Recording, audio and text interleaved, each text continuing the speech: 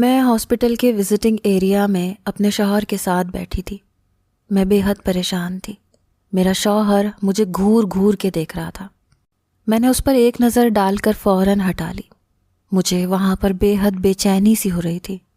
جب سے میں نے یہ سنا تھا کہ اس ہاسپٹل میں گائناکالوجسٹ ایک میل ڈاکٹر ہے، میں کیسے کسی مرد سے ایسا علاج کروا سکتی تھی؟ میں اسی شش و پنج میں مبتلا تھی کہ نہ جانے وہ مجھ سے کیسے کیسے سوال کرے گا، کیا کہے گا، اور میں اسے کیسے جواب دوں گی۔ میں نے اپنے شوہر سے کہا بھی تھا کہ وہ میرا علاج کسی لیڈی ڈاکٹر سے کروا دے، لیکن وہ کہنے لگا کہ میں نے سنا ہے اس ڈاکٹر کے ہاتھ میں بہت شفا ہے، اس نے آج تک جتنی بھی عورتوں کا علاج کیا ہے ایک بار بھی اسے ناکامی نہیں ہوئی۔ لیکن میں بے حد پریشان تھی۔ میں اپنی اسی الجھن میں الجھی ہوئی تھی کہ جب نرس ویٹنگ روم میں آئی، کہنے لگی مسز فرحان کون ہے؟ میرا شوہر کہنے لگا یہ میری بیوی ہیں، میں مسٹر فرحان ہوں۔ میں نے فرحان کا ہاتھ پکڑ لیا، وہ بھی میرے ساتھ کھڑا ہو گیا، لیکن نرس نے کہا کہ ڈاکٹر صرف پیشنٹ کو ہی چیک کرتا ہے، اس کے ساتھ کسی کو بھی جانے کی اجازت نہیں ہے۔ یہ سن کر تو میں اور بھی زیادہ نروس ہونے لگی۔ میں چاہتی تھی کہ فرحان میرے ساتھ ہی ڈاکٹر کے پاس جائے۔ فرحان نے مجھ سے اپنا ہاتھ چھڑوایا، مجھے کہنے لگے کہ جاؤ اور ڈاکٹر کی ہر بات کا بالکل ٹھیک سے جواب دینا۔ میں بے حد پریشان تھی۔ جو بات میں ایک لیڈی ڈاکٹر سے کر سکتی تھی کسی میل سے نہیں کر سکتی تھی۔ مجھے تو یہ سمجھ نہیں آتا تھا کہ آخر گائناکالوجسٹ کے طور پر کسی میل کا یوں عورتوں کا علاج کرنا، وہ بھی پاکستان میں، کیا یہ مناسب ہے جو کہ اسلامی ملک ہے؟ میں اس نرس کی ہمراہی میں ڈاکٹر کے روم تک پہنچی۔ نرس مجھے ڈاکٹر کے روم کے اندر لے گئی۔ سامنے ڈاکٹر کو دیکھ کر میں کچھ حیران سی ہوئی تھی، جس کے بارے میں میرے شوہر نے کہا تھا کہ وہ ایک تجربے کار ڈاکٹر ہے، آج تک اس کے ہاتھ سے کوئی بھی کیس خراب نہیں ہوا اور نہ ہی ناکام ہوا ہے۔ میرے خیال سے تو اس ڈاکٹر کو کافی عمر کا ہونا چاہیے تھا، لیکن وہ تو نوجوان سا ڈاکٹر تھا، یہی کوئی فرحان کی عمر کا۔ مجھے دیکھ کر اس نے مجھے سامنے کرسی پر بیٹھنے کا اشارہ کیا۔ وہ اپنی ریوالونگ چیئر پر بیٹھا تھا، وہ بھی بڑے اطمینان سے ٹیک لگائے۔ جیسے ہی میں اس کے سامنے رکھی کرسی پر بیٹھی تو اس نے نرس سے کہا کہ کمرے سے باہر نکل جائے۔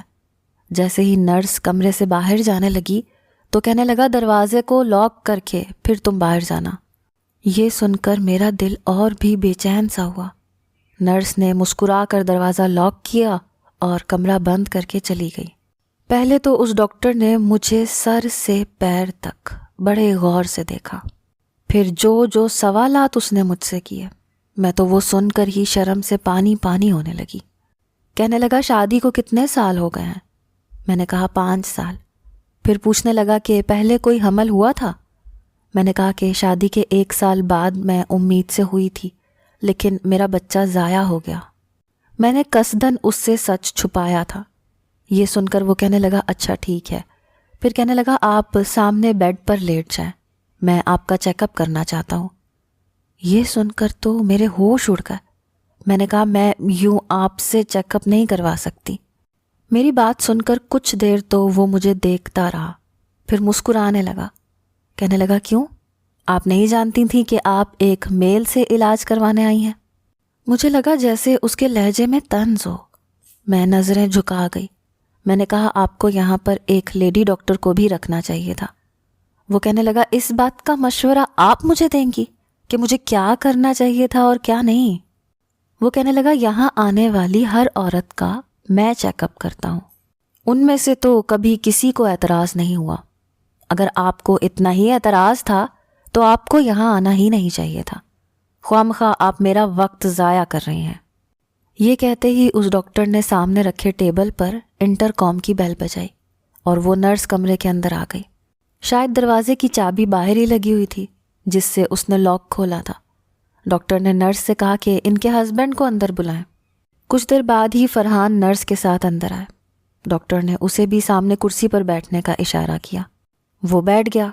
ڈاکٹر نے کہا کہ آپ کی مسز میرے ساتھ بالکل بھی کوآپریٹ کرنے کو تیار نہیں ہے، یہ کہہ رہی ہیں کہ مجھے یہاں پر ایک لیڈی ڈاکٹر رکھنی چاہیے تھی۔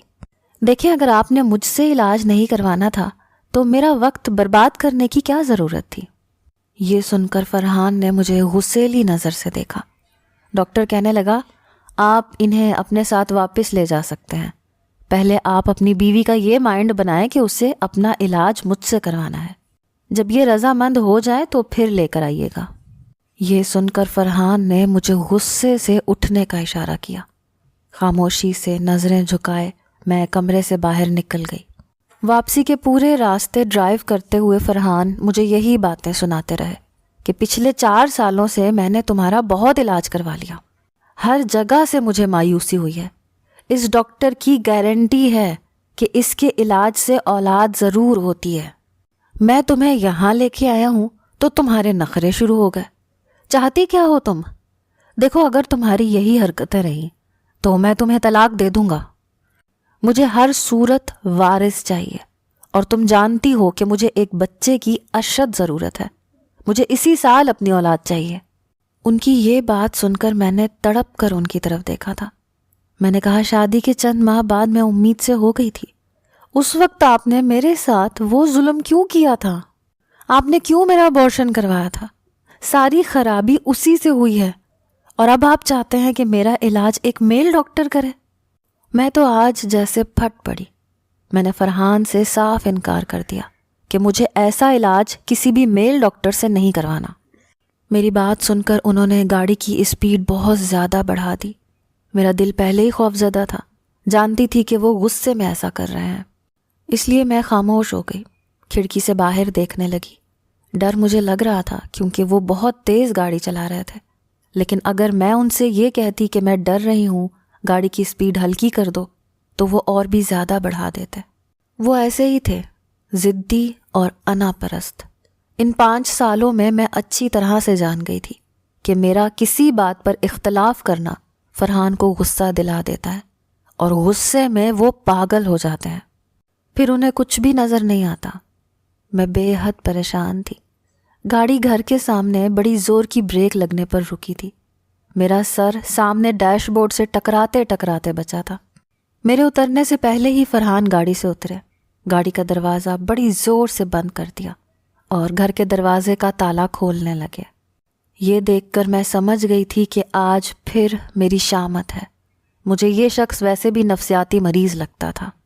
جب سے میری شادی ہوئی تھی میں پریشان سی ہو کر رہ گئی تھی۔ مجھے یہ بات سمجھ ہی نہیں آتی تھی کہ کب کوئی بات اس شخص کے مزاج کے خلاف ہو جائے گی اور یہ میری زندگی کو اجیرن کر کے رکھ دے گا۔ جیسے ہی میں گھر کے اندر داخل ہوئی، اس نے مجھے بازو سے دبوچ کے پکڑا اور گھسیٹنے کے انداز میں کمرے میں لے گیا۔ مجھے بیڈ پر لا کر پٹخا، کہنے لگا بہت زبان چلانی آ گئی ہے تمہیں میرے سامنے، تم جانتی ہو مجھے بحث کرنا پسند نہیں ہے، یہ تم اچھی طرح سے جانتی ہو، اسی لیے کل میں تمہیں دوبارہ اس ڈاکٹر کے پاس لے کر جاؤں گا اور تم خاموشی سے اس سے اپنا چیک اپ کرواؤ گی۔ جس غضبناک لہجے سے وہ مجھے کہہ رہا تھا، میں جانتی تھی کہ اگر میں نے اس سے انکار کیا تو وہ میرے منہ پر تھپڑوں کی بارش کر دے گا۔ وہ ایسا ہی تھا، ضدی، جنونی، اس لیے میں نے کوئی بھی اختلاف نہیں کیا تھا۔ اگلے روز وہ مجھے اسی ڈاکٹر کے پاس دوبارہ لے گیا۔ جب میں اس ڈاکٹر کے کمرے میں گئی تو مجھے دیکھ کر وہ تمسخرانہ مسکرایا تھا، پھر کہنے لگا بیڈ پر لیٹ جاؤ۔ میں خاموشی سے لیٹ گئی۔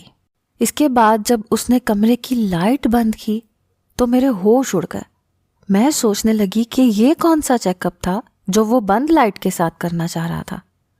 میں نے کہا آپ نے لائٹ کیوں بند کر دی؟ وہ کہنے لگا میرا طریقہ علاج یہی ہے۔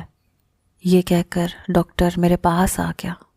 اس کمرے میں ہلکی ہلکی روشنی تھی، وہ بھی شاید کھڑکی سے آ رہی تھی۔ میرا دل بہت بری طرح سے گھبرا بھی رہا تھا اور میرے دل کی دھڑکنیں بھی تیز تھیں۔ مجھے ڈاکٹر کا سایہ سا نظر آنے لگا۔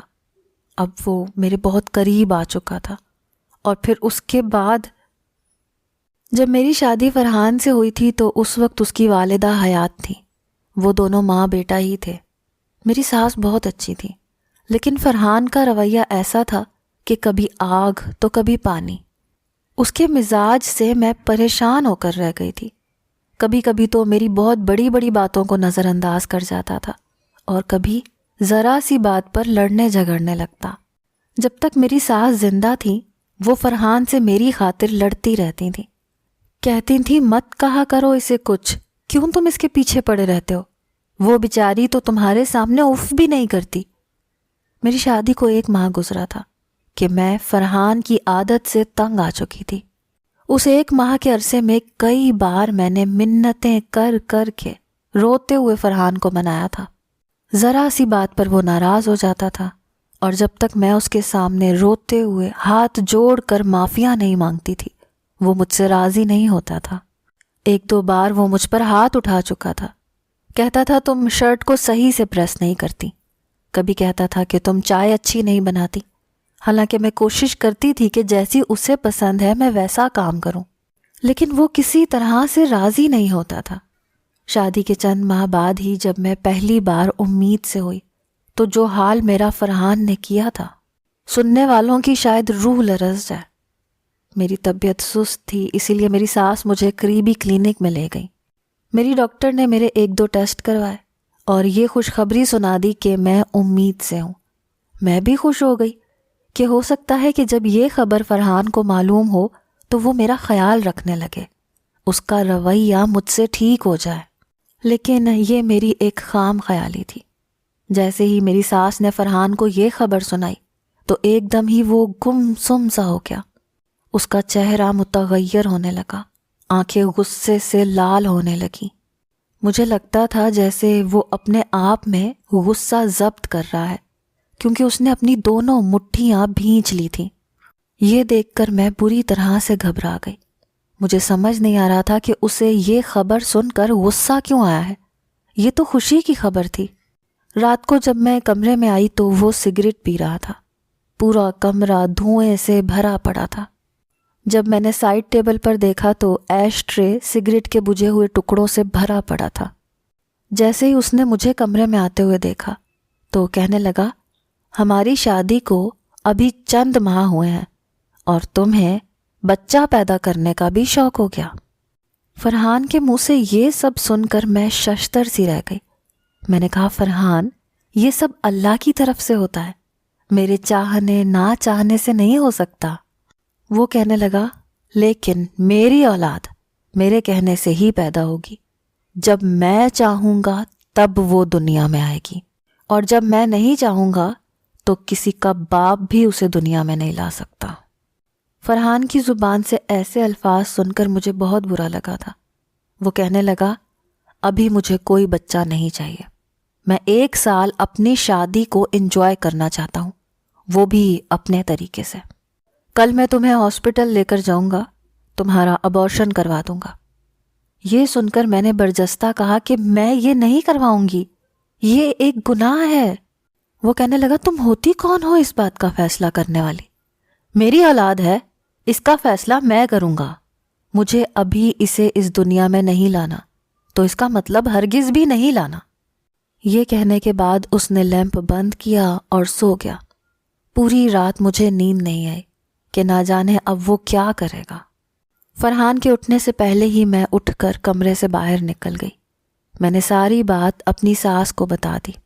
فرحان جب کمرے سے باہر آئے، مجھے ہاسپٹل لے جانے کے لیے کہا تو میری ساس کہنے لگی کہ یہ کہیں نہیں جائے گی، اور خبردار جو تم نے بچے کو ختم کرنے کے بارے میں سوچا بھی تو۔ فرحان نے مجھے غصیلی نظروں سے دیکھا تھا۔ میں سہم کر اپنی ساس کے پیچھے چھپ گئی۔ وہ غصے سے مجھے گھورتا ہوا باہر چلا گیا۔ 2 دن وہ گھر پر نہیں آیا۔ اب مجھے فرحان کی بھی فکر لاحق ہونے لگی، کیونکہ غصے میں وہ اندھا ہو جاتا تھا، کچھ بھی کر گزرتا تھا۔ میری ساس مجھ سے کہہ تو نہیں رہی تھی، لیکن متفکر وہ بھی لگ رہی تھی۔ 2 دن بعد فرحان آیا تو تب بھی اس کی آنکھیں غصے سے سرخ تھیں۔ میں نے کھانا رکھا، اس نے پلیٹ اٹھا کر زمین پر پٹک دی۔ کہنے لگا، میری نظروں سے دور ہو جاؤ، مجھے اپنی شکل مت دکھاؤ۔ میری ساس بھی یہ سب تماشا دیکھ رہی تھی۔ مجھ سے کہنے لگی، جاؤ تم کمرے میں چلی جاؤ۔ میں اپنے کمرے میں چلی گئی، رونے لگی، بہت پریشان تھی۔ میری ساس باہر فرحان کو بڑے پیار سے سمجھا رہی تھی، لیکن وہ بالکل خاموش تھا۔ میں جانتی تھی کہ اس کی خاموشی کا مطلب کیا ہے۔ میں سوچ چکی تھی کہ میں اب اس کی بات سے اختلاف نہیں کروں گی۔ اس کی اولاد ہے، چاہے زندہ رکھے یا مار ڈالے۔ جب مجھے زندگی یہیں گزارنی ہے تو پھر میں فرحان سے لڑ کر نہیں گزار سکتی۔ جیسے ہی فرحان کمرے میں آیا، اس سے پہلے کہ میں اس سے یہ سب کہتی کہ وہ جو چاہتا ہے کر لے، لیکن اس نے میری کوئی بات سنی ہی نہیں۔ اس نے میرا بازو پکڑا، مجھے زمین پر دھکا دیا اور پھر میرے پیٹ پر زور زور سے اپنے پیر سے ضربے مارنے لگا۔ میں چیختی رہی، چلاتی رہی، کہنے لگا میں بہت آسانی سے اس بچے کو ختم کروانا چاہتا تھا، لیکن تم بھول گئی کہ مجھ سے ضد کرو گی تو تمہارا یہی حال ہوگا۔ اب میں ایسے ہی اس بچے کو مار ڈالوں گا۔ میری ساس ہمارے کمرے کا دروازہ بجانے لگی۔ میری چیخوں کو سن کر وہ بھی پریشان تھی، لیکن فرحان نے کمرے کا دروازہ نہیں کھولا۔ اس نے مجھے اتنا مارا کہ میں بالکل مزمحل ہو چکی تھی۔ میری چیخیں اس قدر بلند تھیں کہ شاید آس پڑوس کے کئی گھر میری چیخیں سن رہے تھے۔ میری ساس مسلسل میرے کمرے کا دروازہ بجا رہی تھی، فرحان سے کہہ رہی تھی کہ دروازہ کھولو، تم کیا کر رہے ہو؟ لیکن فرحان نے دروازہ نہیں کھولا جب تک میرے اندر ننھے منھے سے وجود کو ختم نہیں کر دیا۔ میری آنکھوں سے آنسو بہہ رہے تھے۔ فرحان نے کمرے کا دروازہ کھولا اور کمرے سے باہر چلا گیا۔ میری ساس دوڑتی ہوئی میرے پاس آئی، لیکن میری حالت دیکھ کر پوری طرح سے گھبرا گئی۔ مجھے لگ رہا تھا آج میں مر جاؤں گی۔ میرا سانس اکھڑنے لگا تھا۔ میری ساس نے فرحان کو کہا کہ مجھے ہاسپٹل لے کر جائے، لیکن وہ تو بے حس بنا ہوا تھا۔ میری ساس نے فون کر کے ایمبولینس کو بلایا، مجھے اپنے ساتھ ہاسپٹل لے گئی۔ 2 دن میں ہاسپٹل میں رہی۔ DNC کروانے کے بعد میں واپس آئی۔ فرحان نے مجھ سے بات چیت بالکل ختم کر دی تھی۔ میں نے بھی فرحان سے کوئی بھی بات چیت نہیں کی۔ جو کچھ اس نے میرے ساتھ کیا تھا، میرا دل چاہا میں اب فرحان کی شکل نہ دیکھوں۔ میں ایک غریب گھرانے سے تعلق رکھتی تھی، میں واپس میکے نہیں جا سکتی تھی۔ فرحان میری اسی مجبوری کا فائدہ اٹھا رہا تھا۔ میری ساس میرا خیال رکھ رہی تھی، لیکن وہ خود بہت بوڑھی ہو چکی تھی۔ وہ خود بھی کئی بیماریوں میں مبتلا تھی۔ ایک دن فرحان خود ہی مجھ سے ٹھیک ہو گیا، مجھ سے بات بھی کرنے لگا۔ میں نے بھی ناراضگی ختم کر دی۔ جو کچھ ہونا تھا وہ ہو چکا تھا۔ جو کچھ میں کھو چکی تھی وہ مجھے مل نہیں سکتا تھا۔ 1 سال تک فرحان مجھے نہ جانے کون کون سی میڈیسن کھلاتا رہا، کیونکہ اسے اولاد نہیں چاہیے تھی۔ اسی دوران میری ساس کا بھی انتقال ہو گیا۔ ان کے جانے سے تو مجھے لگا جیسے میں اکیلی ہو چکی ہوں۔ وہ تھیں تو مجھے پھر بھی ڈھارس رہتی تھی، اور فرحان ایسے تھا کہ جیسے آزاد ہو چکا ہو، کیونکہ شاید پہلے ماں کے سامنے کچھ مروت برت لیتا تھا، لیکن اب تو اسے کھلی چھٹی مل گئی تھی۔ اب تو آئے روز مجھ پر ہاتھ اٹھاتا تھا، کبھی برتن توڑ دیتا، چیختا چلاتا۔ ایک دن مجھے کہنے لگا اب مجھے اپنی اولاد چاہیے۔ یہ سن کر میرا دل دکھی ہو چکا تھا۔ میرے اندر سے یہ خواہش ہی ختم ہو چکی تھی کہ میں کبھی ماں بنوں۔ اس کے بعد میں نے میڈیسن کھانی تو چھوڑ دی، لیکن پھر بھی میں حاملہ نہیں ہوئی۔ 1 سال اور بیت گیا۔ پھر فرحان مجھے لیڈی ڈاکٹر کے پاس لے جانے لگا۔ ایک ڈاکٹر نے مجھ سے کہا کہ تمہاری پہلی پریگننسی میں تمہارے ساتھ کچھ ایسے مسائل ہوئے ہیں جن کی وجہ سے شاید ہی تم کبھی ماں بن سکو۔ جو ظلم اور زیادتی میرے شوہر نے میرے ساتھ کی تھی، شاید اسی وجہ سے اللہ تعالیٰ نے یہ نعمت ہی مجھ سے چھین لی تھی۔ پھر مجھ پر یہ راز بھی کھل گیا کہ فرحان کو اولاد کیوں چاہیے۔ اصل میں میری ساس اپنی ساری جائیداد فرحان کے بجائے اپنے پوتے کے نام کر گئی تھی، کہ فرحان کی جو بھی اولاد ہوگی وہ میری ساس کی جائیداد کی حقدار ہوگی۔ یہ بات بھی ایک دن غصے میں فرحان نے مجھ سے لڑتے لڑتے کہہ دی تھی۔ میں سمجھ گئی تھی اسے اولاد سے دلچسپی نہیں ہے، اسے صرف جائیداد چاہیے جو اس کی ماں نے فرحان کی آنے والی اولاد کے نام کی تھی۔ پھر اس ڈاکٹر کے بارے میں فرحان کو معلوم ہوا تو وہ مجھے اس کے پاس لے گیا۔ ڈاکٹر اندھیرے کمرے میں جب میرے پاس آیا تو مجھے ایک انجیکشن لگایا۔ اس انجیکشن سے میں ہوش کی دنیا سے غافل ہو چکی تھی۔ میں نہیں جانتی میں کتنے دن بے ہوش رہی۔ لیکن جب مجھے ہوش آیا تو میں اسی ہاسپٹل کے ایک پرائیویٹ روم میں تھی۔ میرے ہاتھ پہ ڈرپ لگی ہوئی تھی اور مجھے اپنا وجود بہت زیادہ بے جان محسوس ہو رہا تھا، لیکن مجھے کچھ بھی یاد نہیں تھا۔ کچھ دیر بعد وہی ڈاکٹر کمرے میں آ گیا۔ وہ فون پر کسی سے بات کر رہا تھا، کہہ رہا تھا جی ہاں سب کام ٹھیک ٹھاک ہو چکے ہیں، ارے آپ کی بیوی امید سے ہے۔ یہ سن کر تو میرا دماغ چکرا کے رہ گیا۔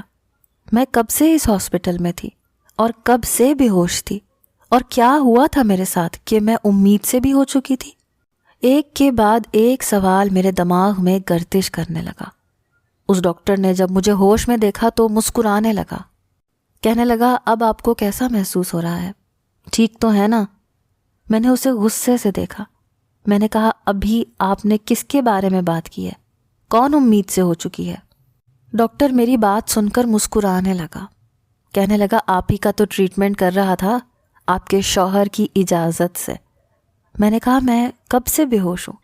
کیا کیا ہے میرے ساتھ آپ لوگوں نے؟ کیونکہ مجھے تو لیڈی ڈاکٹر جواب دے چکی تھی کہ میں کبھی بھی ماں نہیں بن سکتی۔ وہ کہنے لگا آپ صرف 2 دن سے بے ہوش ہیں، ہم نے آپ کے ساتھ ٹیسٹ ٹیوب بیبی کا عمل کیا ہے۔ آپ کے شوہر کو اولاد چاہیے تھی اور وہ ایک فطرتی طریقے سے ہونا مشکل لگ رہی تھی، اسی لیے یہ سب کیا ہے، اور وہ ہو گیا ہے جو آپ کا شوہر چاہتا تھا۔ یہ سن کر میری آنکھوں سے آنسو بہنے لگے۔ یہ کیسی اندھیر نگری تھی؟ مجھے فرحان سے مزید نفرت سی ہونے لگی۔ وہ اپنی بات کو پورا کرنے کے لیے کس حد تک جا سکتا تھا مجھے اس بات کا اندازہ نہیں تھا، لیکن اس کے بعد جو کچھ ہوا اسے میں خدا کی قدرت ہی کہہ سکتی ہوں۔ 9 ماہ بعد میں نے ایک بیٹے کو جنم دیا۔ جس دن میرا بیٹا پیدا ہوا اس دن فرحان اپنے آفس میں تھا جب یہ خبر ڈاکٹر نے اسے فون پر سنائی۔ وہ رف ڈرائیونگ کرتے ہوئے ہاسپٹل پہنچ رہا تھا، راستے میں اس کا ایکسیڈنٹ ہو گیا۔ اس بچے کو 1 منٹ دیکھنا بھی اس کے نصیب میں نہیں تھا، وہ اسی وقت مر چکا تھا۔ عجیب بات یہ ہے کہ مجھے اس کے مر جانے کا کوئی افسوس نہیں تھا، کیونکہ جس قسم کے دعوے وہ کرتا تھا اللہ تعالیٰ کو ایسے لوگ بالکل بھی پسند نہیں، کیونکہ زندگی اور موت پر صرف اللہ کا اختیار ہے۔ ایسے ہی کچھ دعوے فرحان کر رہا تھا کہ وہ جب چاہے اپنے بچے کو دنیا میں لا سکتا ہے اور جب چاہے اسے مار سکتا ہے، لیکن وہ یہ نہیں جانتا تھا کہ اوپر آسمانوں پر رب کی ذات ہے، بے شک وہ ہر چیز پر قادر ہے۔ وہ نہیں جانتا تھا کہ ایسا اختیار اس نے کسی انسان کو نہیں دیا، دوسروں کی جان لینے کا دعوے دار تھا۔ ایسے دعوے کرنے والے کو اللہ عبرت کا نشان بنا دیتا ہے، جیسے فرحان کو بنا دیا۔